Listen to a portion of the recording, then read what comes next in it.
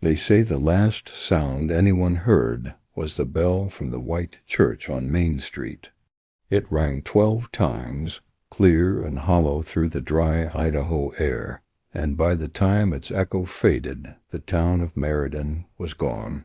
And that was the summer of 1952. The newspapers wrote about it once, maybe twice. Rural community relocates without notice, but people had already stopped paying attention. The Korean War, elections, and the new color televisions filled America's conversations. A small town disappearing quietly in the high plains wasn't the kind of news that lasted. But I remember. I was 12 then, old enough to understand when adults whispered, but young enough to still believe that every mystery had an answer. My father was the county mail clerk, and every morning he'd drive the dusty road from Twin Falls to Meriden, sorting letters in the passenger seat. He delivered mail to 43 homes, 2 stores, and the single post box nailed to the wall of Miller's General. That morning, he didn't find a single soul. The coffee in the diner was still warm. A pie sat cooling on the windowsill of the bakery. A baby's blanket fluttered on a clothesline, but the baby carriage beneath it was empty. It was as if everyone had stepped out at once for a fire drill that never ended. He told me later that what bothered him most wasn't the emptiness. It was the order. The doors weren't forced. The windows weren't broken. Everything was in its place. The town clock had stopped exactly at 12. When he drove back that evening, his hands were shaking. He sat at the kitchen table long after dark, saying nothing. Finally, my mother asked, "Were they gone, like moved?" He shook his head. "No, gone like—" They never met to leave. By the next morning, the sheriff's car was parked by our front gate. 2 men in suits came by, asking questions that didn't sound like questions at all. "Did you see anyone leaving? Any unusual activity? Any outside visitors?" My father said no to everything. And that was the end of it, officially, anyway. Weeks later, a government truck came and boarded up the buildings. The sign at the county line was taken down. Maps were redrawn. Within a year, it was as if Meriden had never existed. But I kept the letters. I shouldn't have. My father said they'd be collected and burned, but something in me refused. The envelopes were small, all addressed to the same man, Pastor William N., Meriden Church. No return address, no stamps. Just left in the mailbag the morning before everyone disappeared. I hid them under the floorboard in my room. I told myself I'd open them when I was older, when the world made more sense. But the years went on, high school, the service, marriage, and the mystery became another quiet story nobody asked about anymore, until 50 years later. That's when I got a call from a historian in Boise. He said he'd been researching post-war rural relocations, and my father's name had come up in a declassified report. There was mention of Meriden, the town that self-evacuated due to undisclosed circumstances. He wanted to know if I still had anything, documents, photos, letters. I hung up the phone without answering. That night, I went to the attic for the first time in years. The floor creaked, the air smelled of cedar and dust. I found the old box beneath a stack of quilts, small, wooden, wrapped in string. When I untied it, I half expected the letters to have crumbled into nothing, but they were there, still sealed, still waiting. The paper had yellowed, the ink had bled slightly at the edges, but one detail stopped me cold. All 5 envelopes had been written in the same hand, and inside the top flap of the box was a note I didn't remember ever seeing before. It said in my father's handwriting, If you ever open these, do it in daylight. I waited 3 days before opening the first letter, not because I was afraid of what it might say, but because I was afraid of what it might change. 50 years is a long time to carry a mystery quietly, to tuck it away between birthdays and bills, until it becomes part of who you are. On the morning I finally opened it, sunlight spilled through the kitchen curtains the way it used to when my mother baked bread. I made a cup of coffee and sat at the same table where my father once sat that day he came back from Meriden. The wood was scratched and faded now, but the sound of the chair scraping against the floor felt the same. A memory made real again. The envelope was addressed, like all of them, to Pastor William on Meriden Church.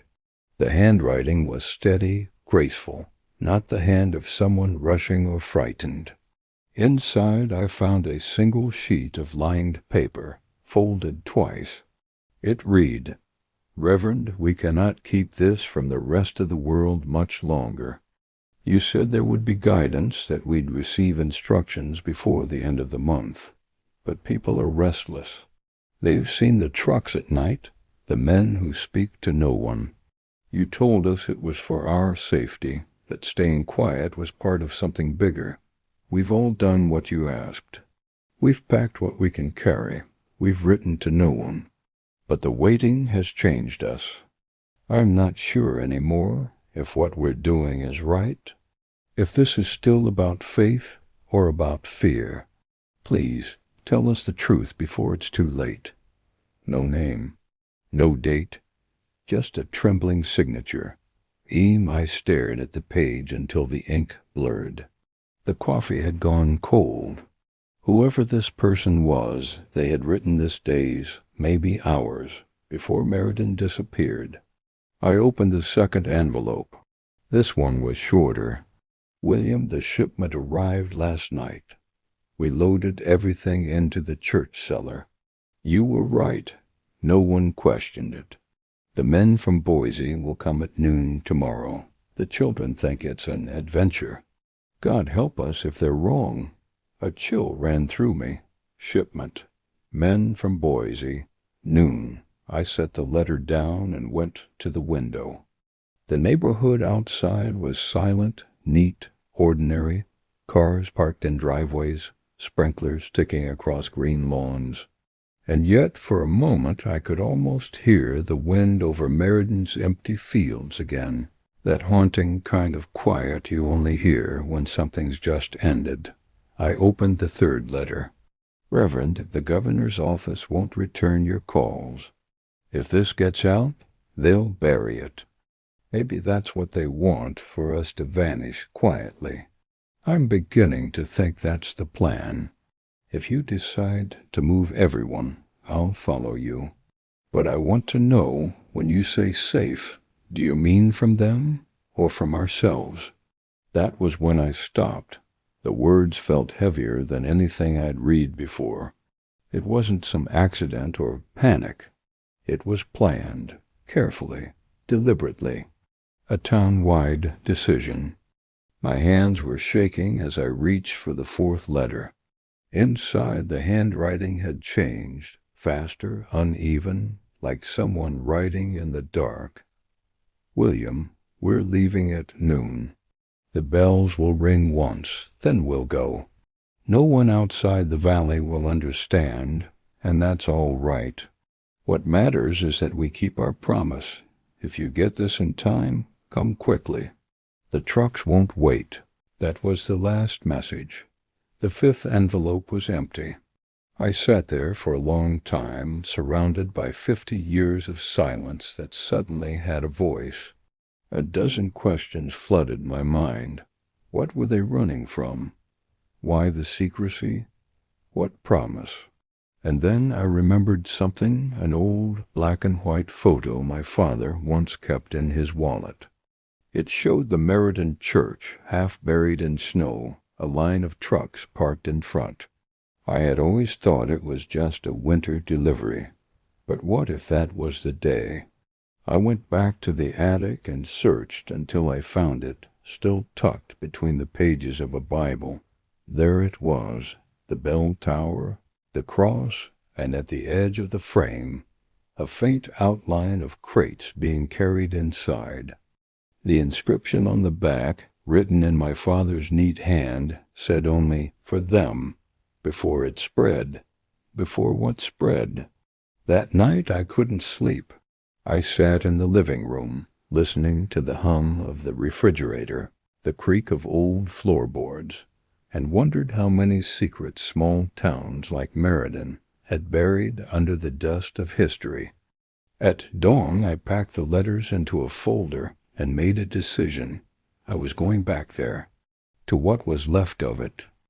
The road to Meriden hadn't changed much. Only the road signs had disappeared. The same two-lane strip of cracked asphalt stretched out through miles of sagebrush and wind, fading into the pale horizon. But the fences were gone now, the farms turned to empty fields, and where there had once been mailboxes there were only posts rotting in the sun. I hadn't been there in over 50 years, yet every mile felt like walking back into a half-remembered dream, the kind that fades when you wake but never really leaves. The last time I saw this road, I was sitting beside my father, watching dust rise behind our truck as he drove away from the town that had simply stopped existing. Now I was driving back alone. When I reached what should have been Meriden's main street, the land opened into silence. No buildings, no ruins, just faint ridges where foundations used to be. The church was the only thing still standing, or what was left of it.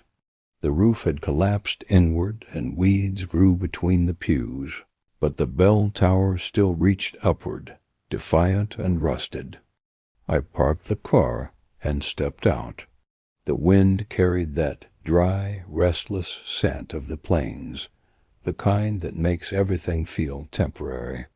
I walked toward the church, boots crunching over gravel that might once have been the front steps. Inside, sunlight spilled through a broken window, illuminating dust floating like slow snowfall. The pulpit was gone, but the cross still hung, tilted slightly, its shadow long and trembling on the wall. In the center aisle I noticed something half buried under a plank of wood, a metal box, small and dented. When I pried it open, there were papers inside, church records, attendance lists, and a folded notice stamped U.S. Department of Health, 1952. My pulse quickened as I unfolded it. Effective immediately, the town of Meriden is to be placed under restricted movement until further notice. Local leadership is instructed to maintain order and minimize communication with external communities. This directive is issued for public safety and will be reviewed upon stabilization of the situation. There was no mention of disease, no signatures, no explanations, only the word stabilization, typed twice. Beneath the document was a small notebook, bound in leather. On the first page, written in faded blue ink, was the name William Ain. The entries were brief, almost like confessions. June 3rd, they came again, told us to keep quiet, to trust them. I told the congregation it would pass. June 11th, 2 children with fevers. We isolated them in the rectory. I sent word to Boise. No answer. June 18th. More trucks tonight. They brought supplies, but said nothing. I saw the men loading the boxes into the cellar. Not medicine. Papers, equipment, something sealed in metal. June 23rd. The sheriff says we should leave, but the road is blocked. God help us. I think we've become part of something we were never meant to see. June 25th. We've made the decision. We leave at noon. Better to vanish than to let them come for us. The Lord will understand. The writing ended there. I stood for a long moment, staring at the final page, feeling that strange mix of awe and dread that only truth can bring. It wasn't an outbreak or a mass panic. It was silence, enforced, deliberate. Whatever those boxes contained, whatever stabilization meant, the people of Meriden had chosen to disappear rather than be used. I carried the notebook outside and sat on what was left of the church steps. From there the view stretched endlessly, golden grass waving under the heat, the air so still it almost felt sacred. I closed my eyes and could almost hear the echoes. The church bell, the chatter of shopkeepers, the laughter of children, all of it frozen in time, trapped between what happened and what was never told. It struck me that maybe that was why my father had written, before it spread, on the back of that old photograph. He wasn't talking about illness. He was talking about something else: fear, secrecy, obedience, things that spread faster than any sickness. When the bell tower creaked in the wind, I looked up, and for the briefest moment, it felt like the town was still there, just beneath the surface, waiting for someone to remember it properly. I packed the notebook and the letters together in my bag. The story wasn't complete yet, but it was enough to know that the people of Meriden hadn't simply vanished. They'd made a choice, and choices like that never disappear completely. They leave echoes, written in dust and sunlight, waiting for someone patient enough to listen. That evening, as I drove back down the old road, the sky turned amber and the horizon shimmered like it was holding a secret. I thought of what the pastor had written: better to vanish than to let them come for us. And I realized maybe they hadn't vanished at all. Maybe they just found a place where no one could make them silent again. It took me 2 weeks to go back. I told myself I was done, that I'd learned enough, but something kept tugging at me, a quiet insistence that the story wasn't finished. That notebook, the letters, my father's warning, they weren't just pieces of a mystery. They were pieces of people, and people don't disappear without leaving a reason behind. So one cloudless afternoon I returned. The road shimmered in the heat, and the sky stretched out forever, the kind of blue that makes you feel both free and very small. The wind had shifted since my last visit, carrying the faint scent of rain from somewhere far off. I went back to the church first. The air inside was cooler, and the silence felt almost alive. I searched the cellar where the pastor had written about boxes sealed in metal. Most of it had collapsed, but under a layer of dirt and splintered wood, my boot hit something hollow. I dug with my hands until a small steel case emerged. The hinges were rusted, the lock gone. Inside were papers, damp, crumbling, but legible. And at the top of the stack, wrapped in oilcloth, was one final letter. It wasn't addressed to anyone, just a single name written in careful handwriting. For whoever remembers us. I unfolded it slowly. The ink was faded but clear. To the one who finds this, we were told to keep silent. We were told this was for our protection. Maybe that's true. But protection bought with silence is not the kind worth keeping. There was no sickness here, no danger we could see. Only a promise we couldn't trust. They wanted this land not for us, not for our children. They wanted it cleared, fast, without attention. The letters you may have found, those were our doubts, our questions.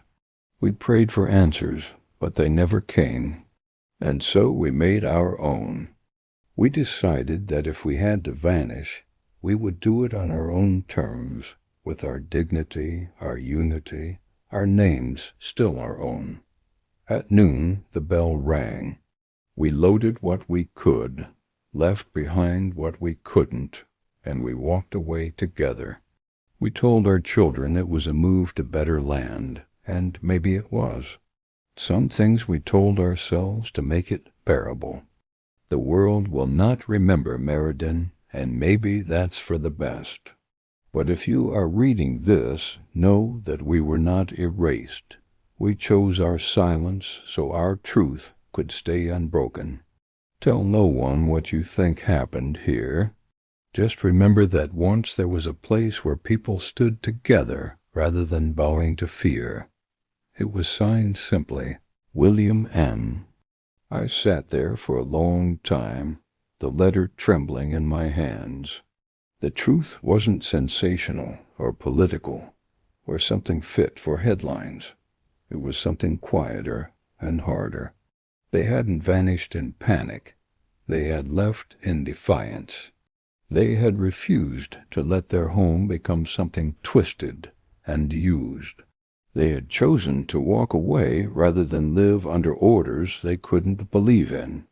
It struck me then that was the part my father must have known. That was why he kept the letters, why he wrote before it spread. He wasn't warning about danger. He was honoring restraint, the decision to walk away before fear and control became the only language left. When I stepped outside, the sun was beginning to set. The light poured over the valley, turning everything gold.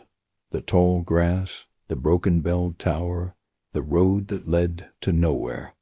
And for a moment I could almost see them, the people of Meriden, walking into that light, carrying what little they owned, believing that somewhere ahead was a place where they could live free again. I took the letter with me. I didn't tell the historian. I didn't tell the news. Some stories, I think, are meant to stay between the living and the remembered. When I got home that night, I opened the old box one last time, the one with the letters ID, kept hidden all these years. I placed the pastor's note on top and closed it gently. Then I wrote one small line on the lid in my father's old pen. They didn't vanish. They simply refused to be forgotten. I set the box on the shelf beside a framed photograph of my parents, and for the first time in decades, I felt the weight lift. Outside, the world moved on.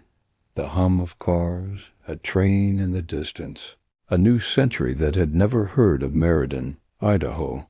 But I knew, and that was enough. Some stories don't need headlines, only hearts willing to remember. If you believe the past still has something to teach us, stay with us. Subscribe and help keep these forgotten voices alive.